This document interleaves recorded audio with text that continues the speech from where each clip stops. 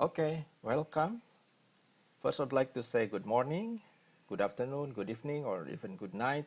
And for all of you, it's nice to meet you all, and I welcome you to the basic computer course offered for international program in electrical engineering study program, Department of Electrical Engineering, Universitas Indonesia. Okay, before we start, first let me introduce myself, and let's see what you'll learn about. All right, this is about myself. I'm Dodi Sudiana, your lecturer for this course, and you can check my profiles in, for example, here you can see my profile in scholarsui.ac.id, and also you can find some information about my research in Scopus, for example, here, or even in ResearchGate. And also you can find my professional careers in LinkedIn, and in social media you can find my name also, WhatsApp, of course, Line, FB, Instagram, or Twitter. So before we start, I would like to say hello to all of you, and let's start with our course today about C array. Right. So in this chapter, here's what you learn. You'll learn about how to use the array data structure and how to define an array, initialize, and also refers to individual elements, because this is the most important one in using an array. And also you can define and manipulate multi-dimensional arrays if you want to. And the last thing and the last points is using a function to pass array and do some specific work. As you know that the array is a very important data structure here, and let's see about it later further. All right, so an array is a collection of data. It means that you have some elements here signed by index, and it holds a fixed number of values, yeah, with the same type. So if you want to declare some array which has the integer types, then all the members of the array will be integer. And you define, for example, the array size is 5, then you got 5 elements in the memory. So the size and type of array cannot be changed because this is a fixed one, and after the declaration it is a static entity. Sorry, since I'm recording this in my house, so maybe in the background you can hear some some promotion or some sounds, strange sounds. I'm sorry for that. Okay, let's start and continue. Okay, so the array has the size fixed, okay, and the type also, and it is a static entity, so you cannot change it, yeah, after its declaration, right? So related with the size, yeah, because we are also deals with the size and type, the array can be divided into two types. The first one is one-dimensional arrays, and the other one is multi-dimensional array. So let's see about it. So do you still remember that also the array has as well as the variable, it is also has a automatic storage class. So it is can be a local variable and also can be a global one. Yeah, we'll explore about it later on. Okay, how to declare? How to declare an array and access the data in the array itself. So the first one, if you want to declare it, use the syntax data type, the array names, followed by array size in square brackets. Yeah, this is a very important one to differentiate between ordinary variable and array variable. You use the size or the index between square brackets here. So for example, if you want to define mark as an array which has a float type, then you can write float mark followed by the size. Yeah. So you can define the size according to your needs. If you want to have a larger one, then you can increase the number and etc. So by doing this, the compiler will allocate, yeah, 5 floats space in the memory. Yeah, it's like some kind of locker or a deposit box. Yeah, you can see this is elements. They are elements. They are boxes here. Yeah, and the elements of an array can be accessed by refer to the index or the subscript.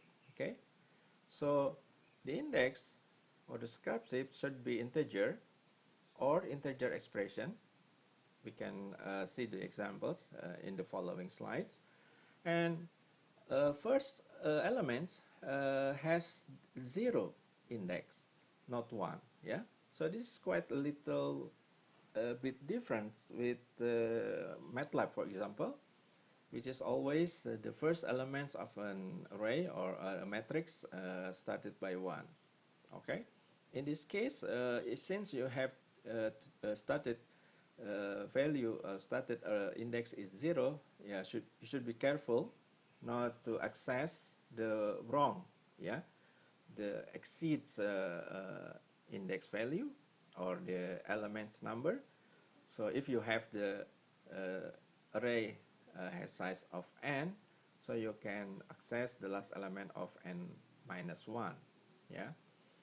Okay, also if we deals with the address or the position or the location of the array in the memory, suppose the starting address of a mark here, the float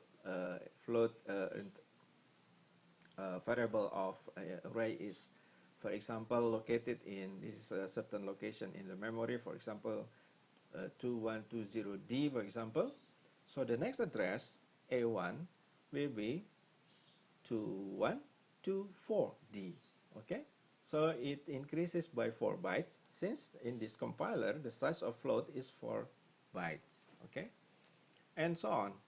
The next address of A2 will be 4 bytes later on. So this is a sequential address or sequential location in the memory.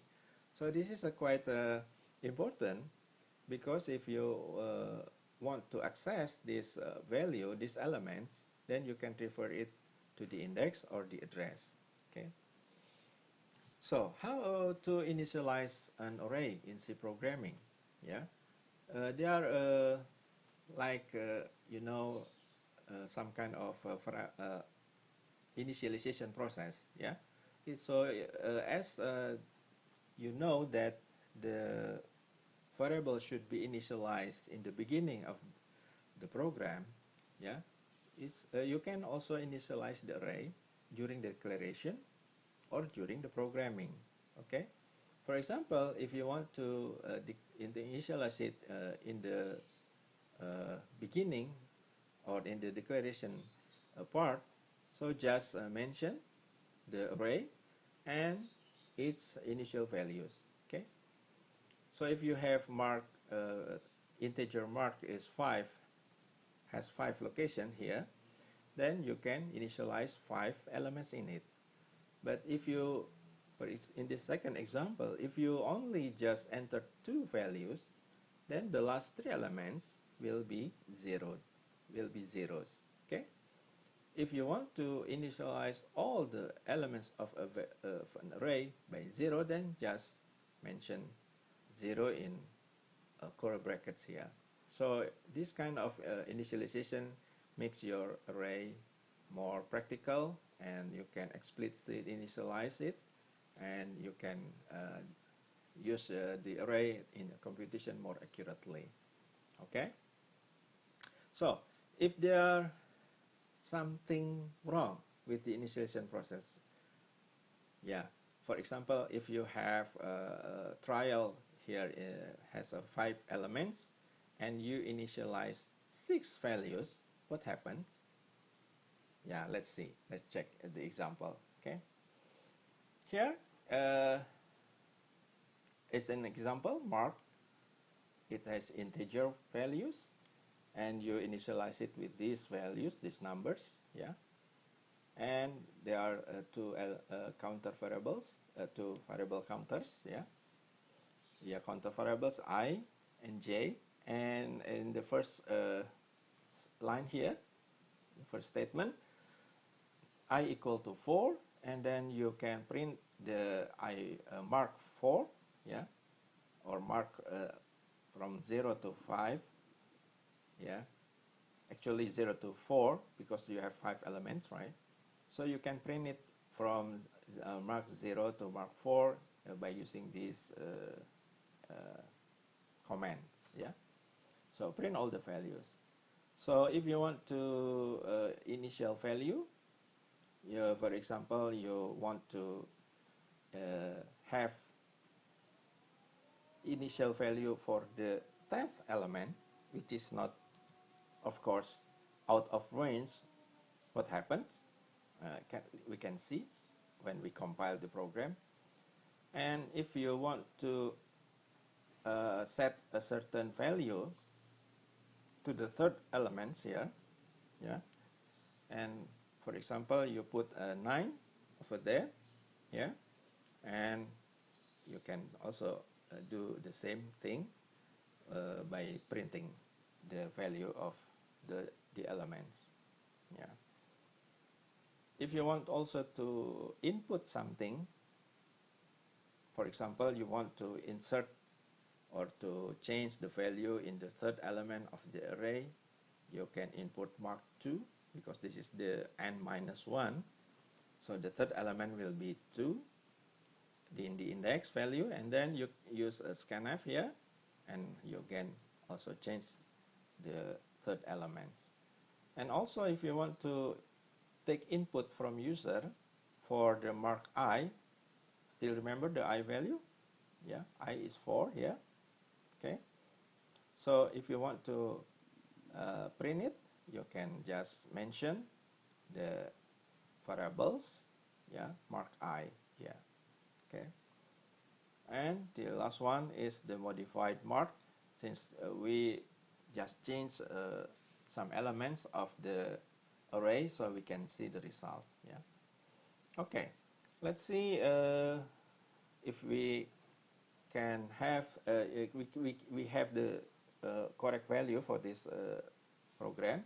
So there is no the important thing is there is no syntax error here when you print the array of the 10th element, right? Actually, this is not the 10th element, this is the 11th element, right? Because we just set the index of the 10, right? So we can see there is no syntax error there, but what we see is the result. Okay, so let's have the result of mark 10. Mark 10 is, this is kind of a strange number, right? We don't even know where it comes from. So 4199349 is a quite arbitrary number.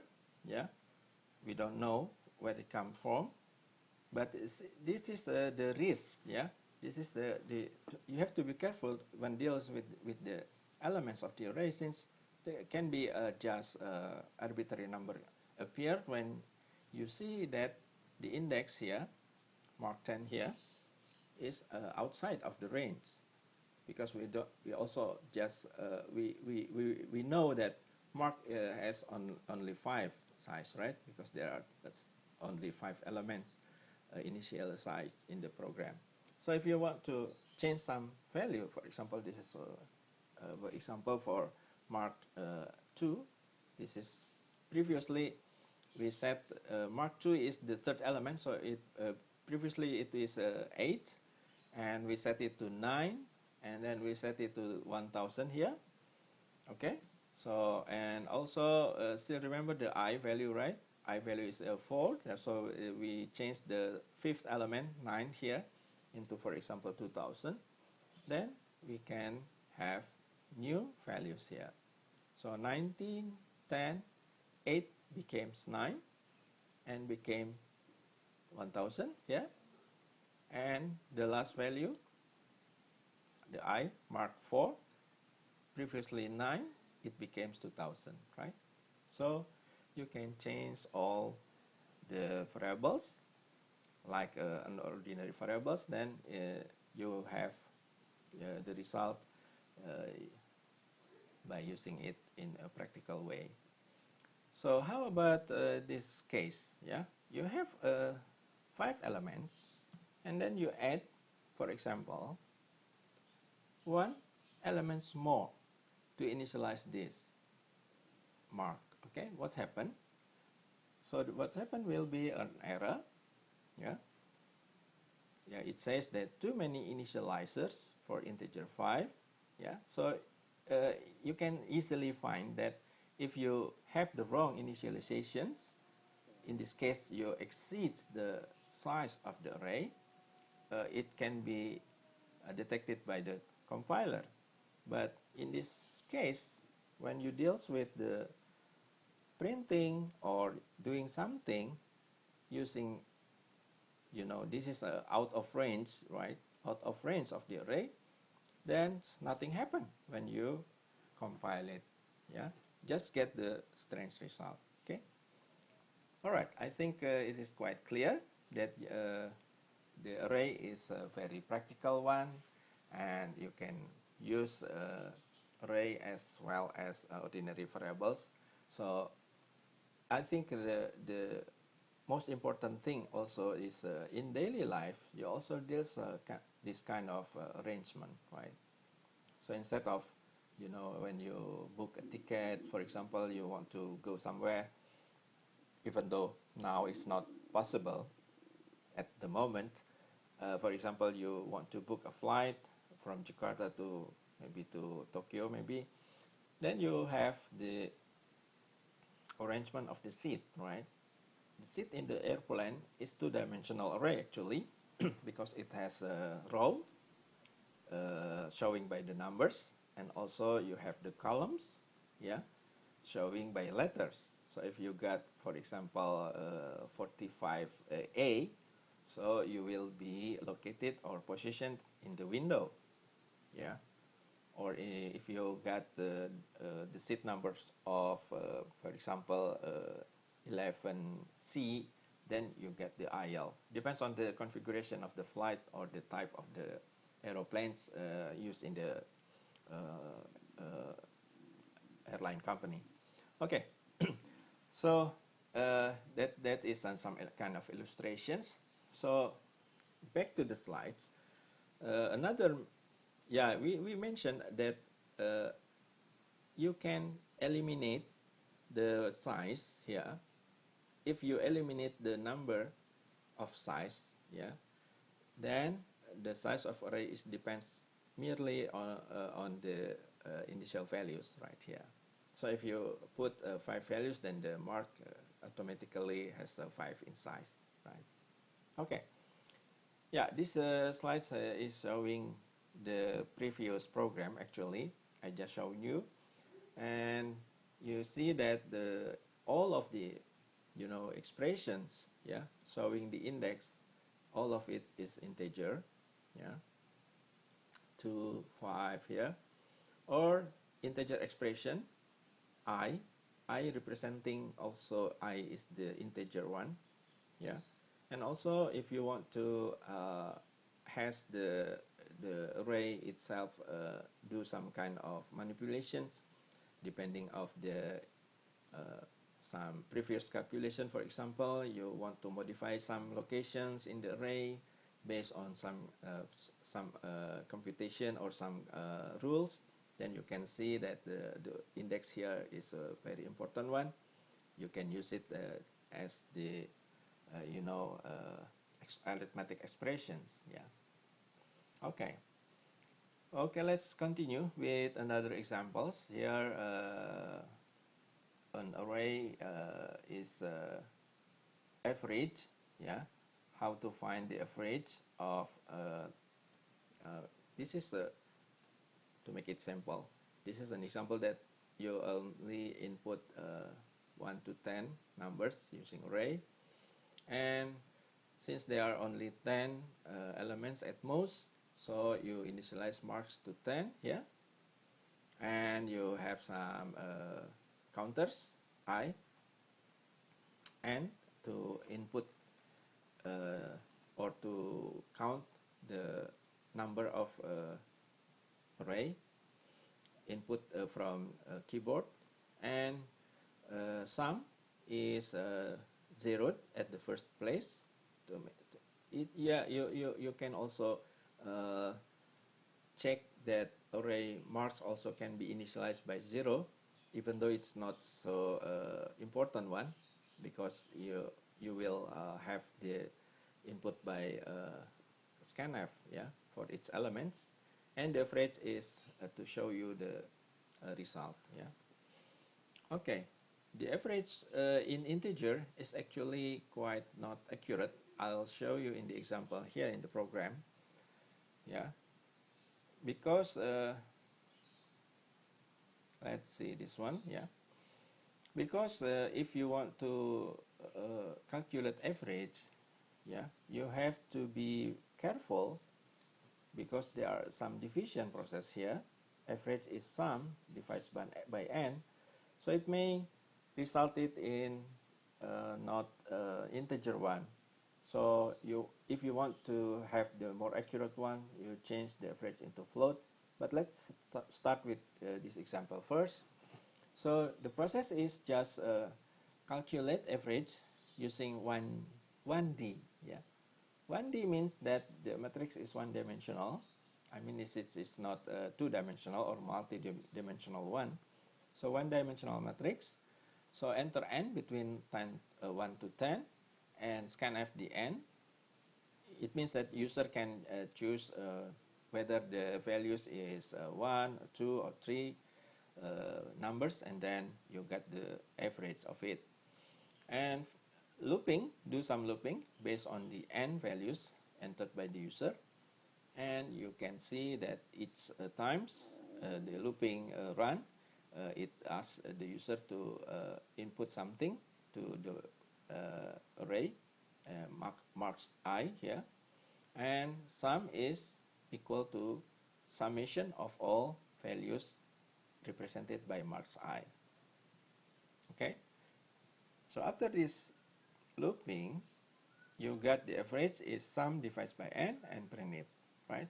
And return 0 to tell the compilers that your program is good. Okay, let's compile it and run it. Here, for example, I want to make it simple. We have 3 numbers. The first one is 1, and the second one is 4, and the third one is maybe 2, yeah. Okay, actually the average is not 2, right? Because 7, 1 plus 4 plus 2 is 7, right? Divided by 3, it must be not integer one, yeah, it's a float one. So this is not accurate one. So instead of integer, we can change the average to float, right? And then because this is a old integer, so you have to make it, to force it into float in the division here, sum divided by n, and don't forget to check to change the %d into %f, because the floating points need floating formats. Okay, so we can set again and run the program here, and just 3, 4, and 2, and you get 2.3, right? This is the correct answer. All right. Okay, let's continue. So in this example, we see that the program is deals with one-dimensional array, an integer one, right? But if you want to make it more accurate one, so you can change the integer also into float, and then all the value scanf will be float, and all the value will be accurately calculated by floating all the variables, yeah, including the sum, and then after that you get the correct and the exact average values, right? So if you want to uh, do some calculations, please arrange all the variables accordingly, yeah, because there are some maybe some arithmetic expressions or arithmetic calculations needs some range, yeah. In this case, float is better than integer. Okay, right. The important things to remember when you work with array is the index, right?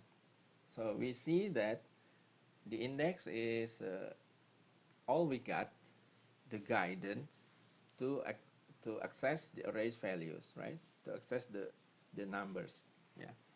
As well as if you want to go and you board to to the airplane, yeah.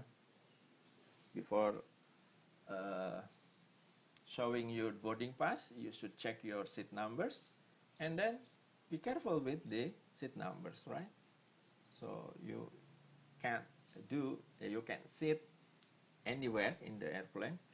So you just check your seat numbers, and then you get the right position in the airplane. Okay. Okay. In this case, index is important. Suppose you declare an array with 10 elements here. Let's say integer one, and then the name of the array is test array. It has 10 size, and you can use the member from test 0, test array 0 to test array 9, right? So if you try to access array elements outside of its bounds, we already see the example, right, in the program previously. Then let's say the array, test array 12, it is out of range, yeah. The compiler would not show any error, so there is no syntax error there. So the compiling process is run smoothly. However, you have the unexpected output, right? Or undefined behavior during runtime. So it is quite important that if we have no errors, yeah, during the compiling process, it seems that if you don't care or you don't have any, careful check any check and recheck about the index, it can be an unexpected output may appears during runtime, right? Okay, so now we are going to do some, further elaboration in arrays by checking multidimensional array. So what is a multidimensional array? Of course, it is the dimensions is more than one, so it can be 2, 3, 4, etc. But here we limit our discussions only to three-dimensional arrays. Yeah. So in this case, in C programming, yeah, you can create an array of arrays. Okay. So in an array, there is also another arrays, right? So this kind of construction known as multidimensional array. So, yeah. For example, we have two-dimensional one here, or three-dimensional. So in two-dimensional, we have two indices, right? Two indices means that you have to access the first one is the row, and the second one is the column. Okay, so like in Excel, or like in we mentioned about the seat arrangement in the aeroplane, yeah, we have the row and columns. In Excel you have columns A, B, C, D, etc., and row 1, 2, 3, etc. So it is represented clearly about two-dimensional array and how to use it, right? So there are rows to deals with. Yeah, for example, is 3 x is a float one, so x has 3 rows, 1, 2, 3 here, and 4 columns, column 1, 2, 3, and 4. And its elements should be represented by according to its row and its columns, right? So if you have two-dimensional, then you have two indices here. Yeah. For example, x00 is located in row 1 and column 1 in the matrix, as well as Excel, as well as seat arrangement in the aeroplane. Yeah. You have this kind of illustrations, and you can access it by checking all the indexes. Yeah. In three-dimensional one, yeah, there are row, of course, same. For example, we have a cube here. Cube has a three-dimensional one, and the first one is the row, yeah, okay, and the second one is column, of course, like into dimensional, and the third one is depth, yeah. So they are three-dimensional one. So if you have the elements of A, for example, it is located in row 3 and in column 3 and in depth 1, right? Here, in depth 1. Okay. So it is a cube, yeah. So it is quite difficult to, or not, maybe not difficult, but it's quite complicated. But imagine this: if you want to go to a hotel, yeah, uh, there is also three-dimensional array used there.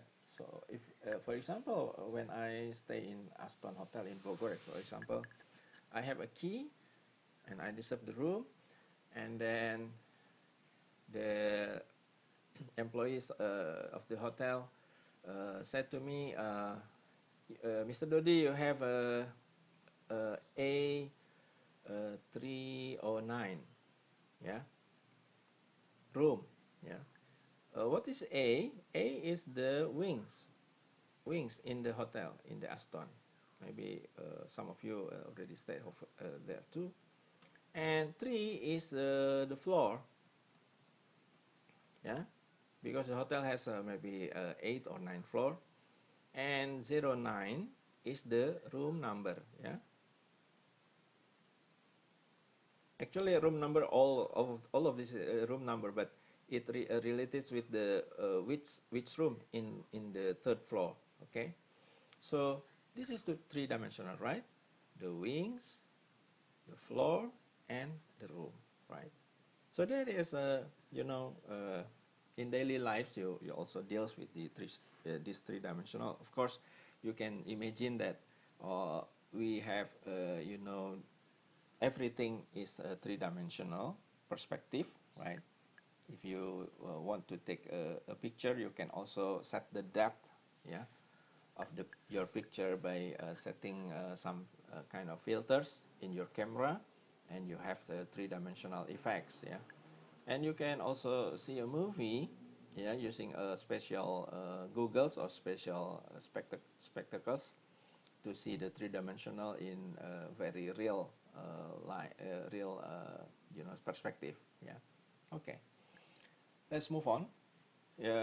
Same as a one-dimensional, two-dimensional or three-dimensional array can be initialized as well. And initialization a two-dimensional array, yeah, includes, yeah, row and columns, of course. So this is sorry, this is the first row, initial values, yeah, and this is the second row, yeah. Okay, so because we have 2 times 3 here, 2 row and 3 columns for C here, then all the elements of 3 columns represented here in these curly brackets. The first curly brackets are showing the initial value for the first row. The second groups belongs to the second row. Okay. As a one-dimensional also, you can also omit the size here. So you don't have to put it accordingly. By initialization process, the compiler knows that you have two rows here, yeah. And also, you can also omit all the group curly brackets, yeah. By omitting them, the compiler knows as long as you write the size, yeah. If you write the size here, then the compiler will know that you have these values initialized in your array. Okay, but if you want to omit some elements, as previously uh, told you that I told you that if there is some blank initializations, then it will be zeroed. So if you want to 130 instead, you just 1 and 3, and 0 will be automatically added to your array. Okay.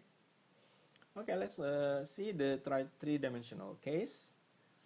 In three-dimensional case, of course, you have a row, you have a column, you have depth, and this is the first row, initial values, yeah. So this is the first row, the first column, and 1, 2, 4 depth, yeah. 1, 2, 3, 4 for depth, and this is for the first row and the second column, and for fourth depth, yeah. This is the first row, the third column, and all of values in the depth. So uh, all the values will be sequentially initialized like this, as well as the first row, the second row is do the same. So we have a three-dimensional case in this example. Okay. All right. Let's see how to initialize it in real program. Yeah. So initial array is something like this. Yeah. This is the initialization process for two-dimensional. Yeah. And you can see this is the printing part to show all the values. Yeah. So the first example is 130 and minus 1, 5, and 9. It can be compiled like this: 130 minus 149. Of course, for three-dimensional case, you can arrange the values like this, because you have to make some cubic representation. Yeah. So it is quite difficult to illustrate the three-dimensional case, but you can imagine that three-dimensional is working as well as the two-dimensional one. So all of this can be do by showing this example. I hope that you understand. This is the wrong definition. Yeah. Why it is wrong? Because there is no square brackets, yeah, between between row and columns, right? Previously, if you have two-dimensional, then you write each row and each column in specific square brackets here, right? So the compiler will be confused if you omit those square brackets, yeah, because 2, 3 here cannot be understood by the compiler. Let's see, yeah, see, there is an error, because it says that expected square brackets before comma token. It means that there is no sign of what is this, yeah. So it is kind of confusing for the compiler, because it sees that there is a initialization value for an array start by curly brackets here, but the definition of array is not correct, yeah. So please be careful when you define an array, especially in two-dimensional. You have to express it accordingly. Yeah. So it's a logic error, then you can correct it like this. Yeah. And the compiler will uh, be successful. Successful. Yeah. Okay. Go back to our topics and continue to show you how to uh, store and display values of an array. Yeah. In this case, two-dimensional array is used to store and display, temperature of two cities. So there are two cities, so it can be rows, yeah, two rows, and temperature will be the columns. And how many columns? It is a week, so it be 7. So you can define city and week here as two constant variable. Constant variable meaning that it is a global variable, a global one, yeah. But you cannot change the value of it, right? So if you determine that the number of city is 2 and the days in the week is 7, of course you can change it. For example, weekdays or weekend, yeah, depends on your problem.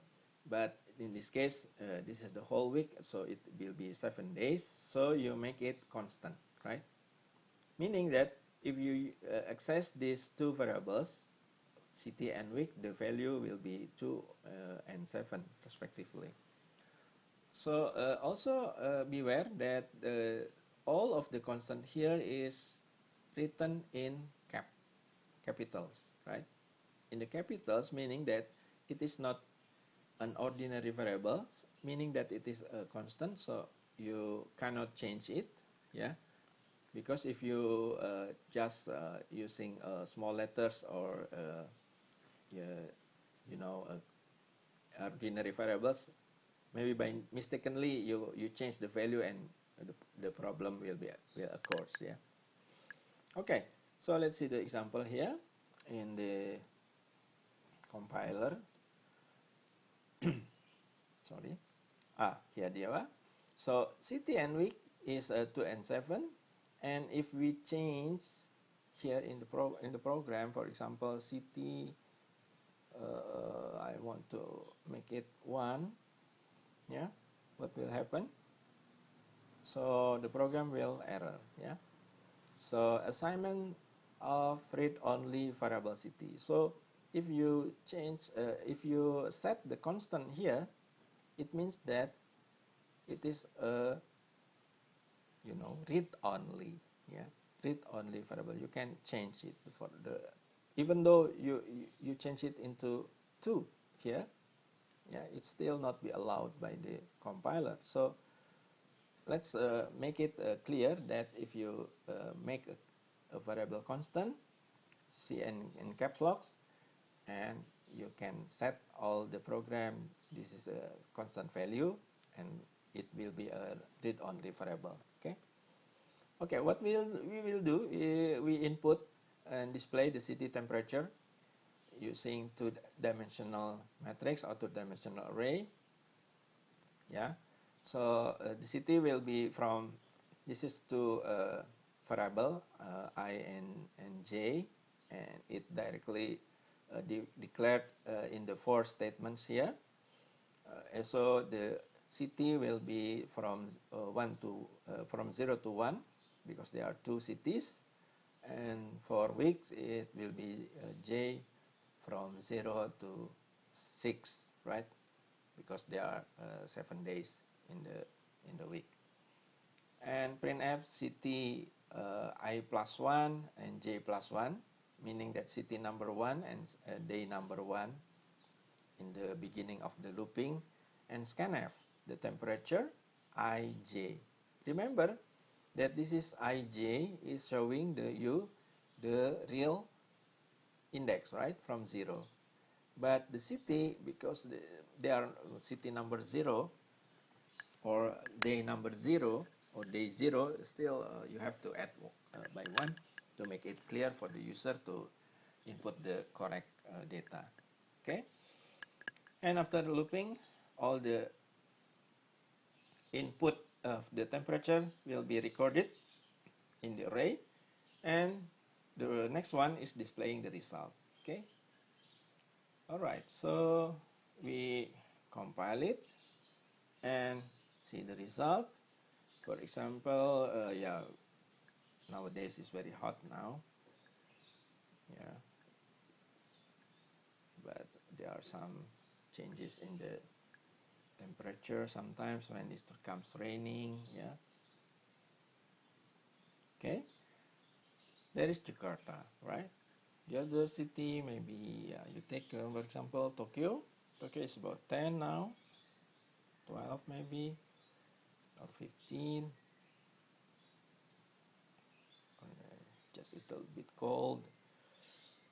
Okay, right? So you input the two cities with the temperature for each day during the whole week, and then the array will store it and display it, right? So the program showing the same result as you input to the array, yeah. So it works like that, yeah. Okay, so let's see another example. In this case, you want to sum, yeah, to add, yeah, two matrices. Of course, you know two-dimensional matrix summing, right? So according to its row and its column, you can add each other of the elements. And we have A as the first matrix, yeah, and B, of course, the size should be same, and C, the result of the summation of A plus B. Okay, so taking input, yeah, of the each elements of the first matrix, the matrix should be float, yeah, to make it more precise value, and you can scanf for the first matrix A, yeah, using %f, of course, since this is a float one, and take an input also for the second float matrix, yeah, and B, and summing of it. Let's see in the program, the summation of two-dimensional matrix, it should be same size, yeah, okay, and the result is C array. So in this case, C ij is equal to A ij plus B ij. Yeah. So this is a you know a simple a simple matrix summation or addition, and showing the result here. So the result is showing the Cij using format 0.1f, meaning that there are one digit of decimal uh, in this float representation, and \t meaning that of each element should be spaced by a tab, yeah. And if j equal to 1, meaning that there is a two-dimensional, so if one line's already printed, then go to the second lines, yeah, and do the same, yeah. Okay. Okay, let's see the result here. For example, this one is the first elements of array, 2 times 2, right? So starting from A11, A21, A12, and 21 and 22, yeah. It is according to its row and its column. And then element of the second matrix, B, this kind of 3.5, okay. Okay, so there are 4 elements for B, and the result is C, yeah. The summing of A and B. So for example, A11 will be added to B11, so 0.2 will be added to 3.45, it becomes 4.7 here, and 1.4 add to 5.8, it becomes 7.2, etc. Yeah, you can see the result is precisely represented in this example. So you can show that the all of algebraic, you know algebra, right? You can do programming to solve your algebra problems using this kind of program. Yeah. Okay. Let's move on to three-dimensional. Yeah. Here, in three-dimensional, of course, you can't represent the matrix in screen, right? But in this case, if we want to have an example that the array of two rows of and three columns and two depths, so the size will be 2 times 3 times 2, meaning you have a 12 size integer.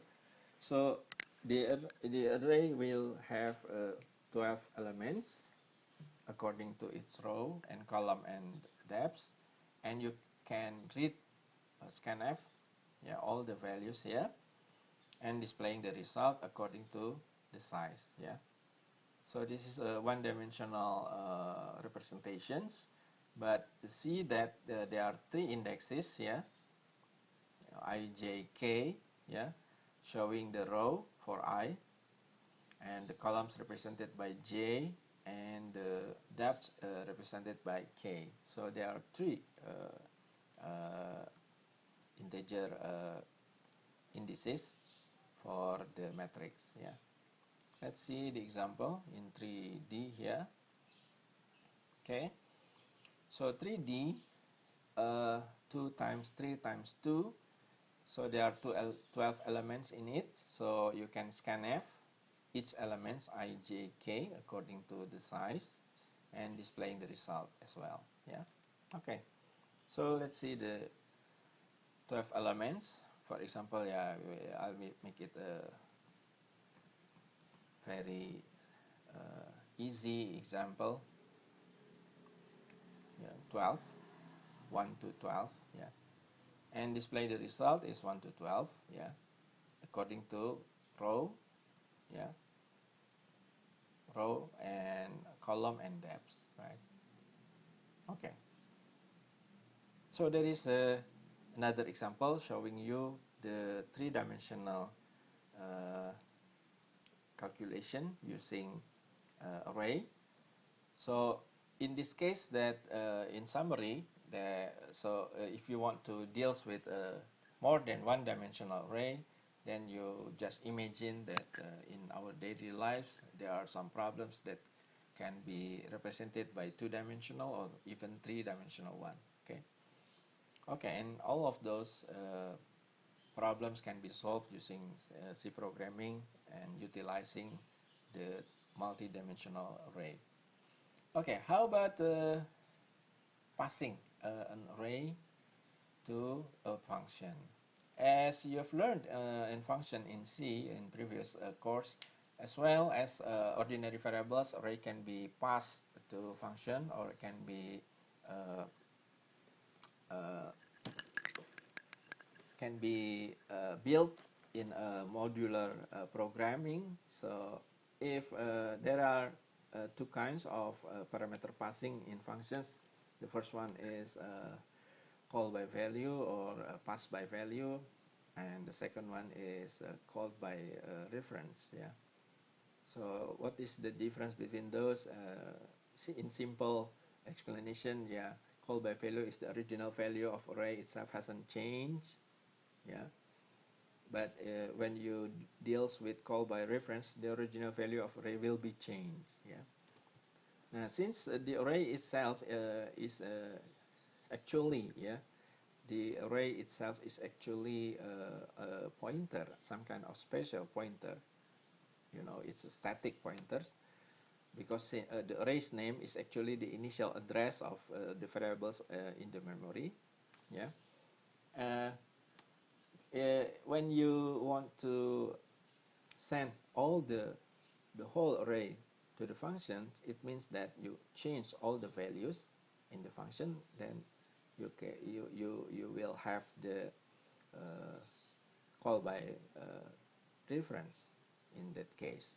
But if you just send an element, in this case a single array elements, yeah, or several array elements, not all of them, then it's just called by value. So in another case, the entire array can be passed to the function and change the whole array values in the function. Then it will be categorized by call by reference. Yeah. Okay. So the rules can be applied to one-dimensional or multi-dimensional array as well, and we can see this in this example.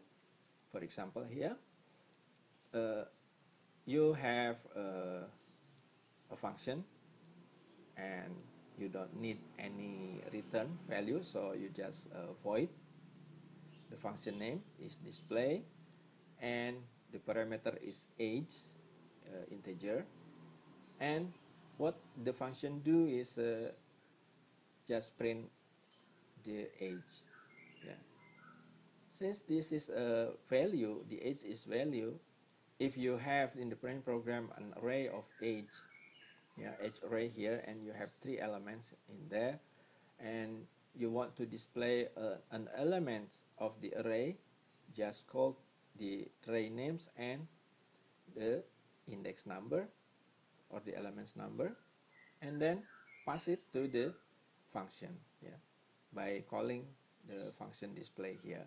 So what we'll do is array number 3, yeah, the elements number 3, because this is started from 0, 1 and 2. So if you call the age array 2, it means that the last value of age array will be sent to the display here, and the age here will accept this value and print it. Okay, so what will be printed is a value of 4 here. Okay, I think it's quite clear here in this case. So how about passing all the entire one-dimensional array? Yeah, in this case, let's see the example. In this case, if you have a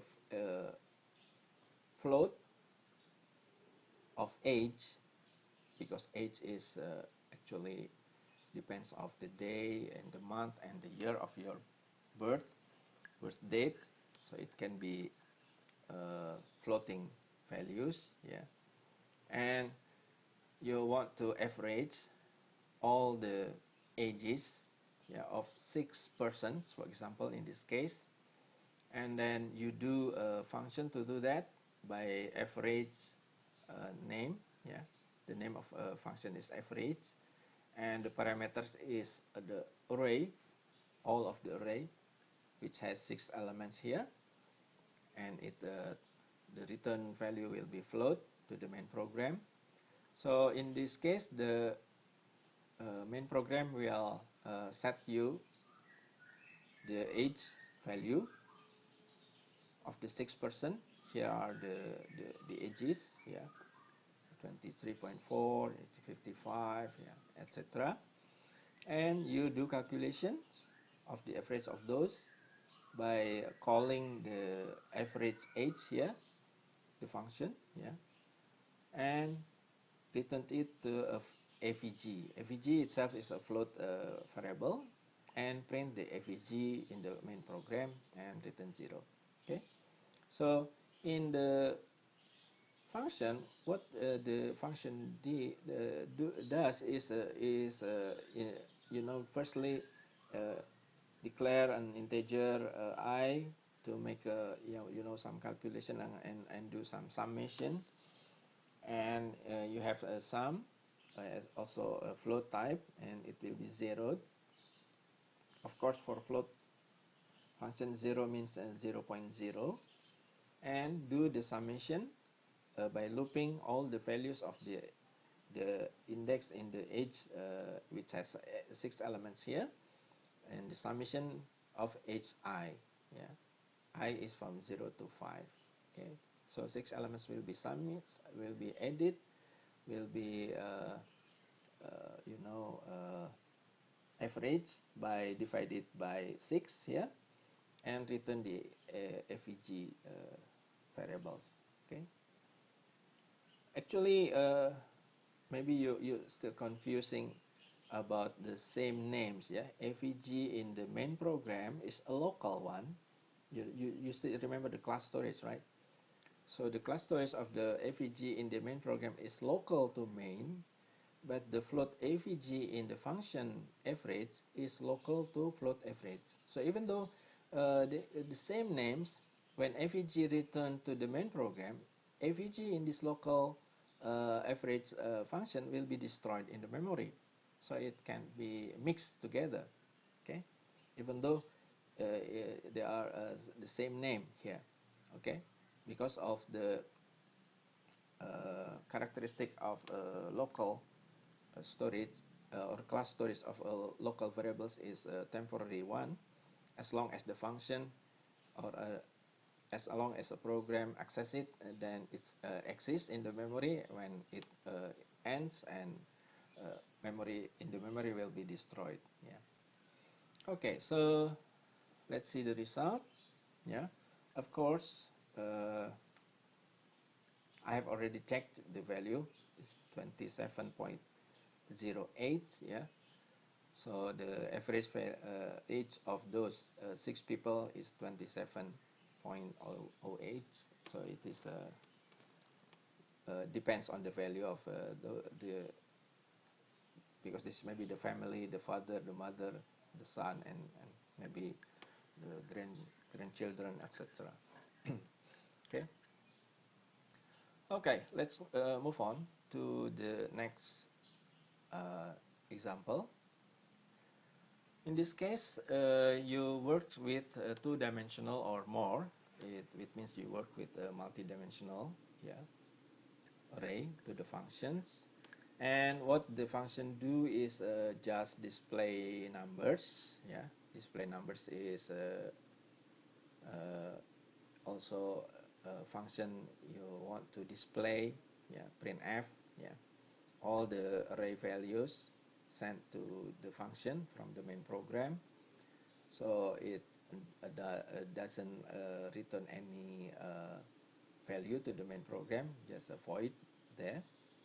And then you have a two-dimensional array num, yeah, and two counters I and j, and you put 4 numbers because 2 times 2 matrix has 4 elements, so enter 4 numbers for each elements of num in I and j index, and display it, right?